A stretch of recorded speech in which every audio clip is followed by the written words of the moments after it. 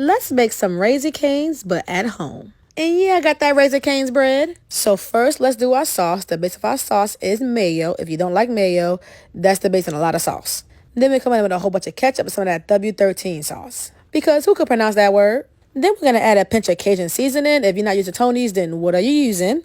Then come in with that garlic powder. You could use fresh if you want to, but I had some garlic powder left. I'm going to use that. Then come in with that fresh cracked pepper. I may or may not have paused the video to sneeze a little bit, but yeah, a lot of pepper. You should see the pepper flakes in the sauce. You want to mix it so everything is well incorporated. You're going to put it in the fridge, let it marinate and sit in there while everything else is cooking. The longer it sits in the fridge, the better it will taste. Now let's start on our homemade crinkle cut fries. I shaved the skin off some russet potatoes and I got me a soap cutter that I got off Amazon to cut my crinkle cut fries by hand. Now this ain't for the weak, baby. You will be using some muscles. But after a few minutes, you should have fries that look like this, perfectly crinkle cut. Now, we're going to set these in an ice bath for about 2 hours to get all the starch out because we need a really crunchy fry. I let my chicken tenderloins brine overnight in a big Ziploc bag. Then I cracked 2 eggs into it. And I heard that Raisin Canes don't season their chicken, but I do. I just added a little bit of complete seasoning to it, and that is it. Mix it up, and I also season my flour as well. Don't get it twisted.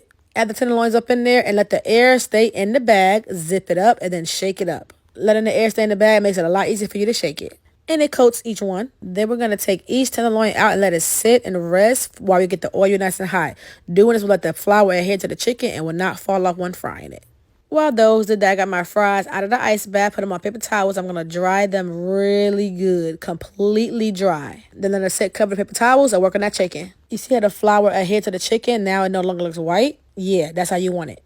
Drop the chicken in at 365 degrees for about 3 to 4 minutes so they're fully cooked, depending on how big the tenderloins are. In a separate pot, add your french fries in at 330, cook for 5 minutes, take them out, let them drain for a little bit, get the heat to 360, drop them back in and fry them till they get golden brown and beautiful, like me and like this. Now we're doing our bread. Yes, I know it's a lot going on. Get some butter in a bowl, melt it up just a little bit, and then add some garlic powder to it and mix it till it's well incorporated. This is the butter we use to butter our toast. I bought this sesame seeded barbecue bread from Amazon. It cost me $100, and baby, it was worth it. I spread that garlic butter on one side, then I put the bam in the pan, smash them down really good, and garlic butter the other side because duh. And yes, I Googled, this is the bread that Raisin Canes use at the restaurants. After a few minutes, I flipped them over, and they were perfect just how I wanted them to look. They look just like the Raisin Canes bread. I cooked about 8 of these because, well, who don't like bread? And then we're going to plate everything up, and you got boom. Raisin Canes at home the Kimmy way.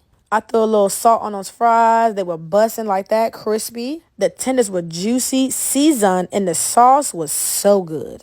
I couldn't believe how close to it really tasted. And the part I've been feeling for is that bread, because if you know, you know. And now I'm scared. Here comes Raisin Canes at my door. I'm just playing. All right, bye.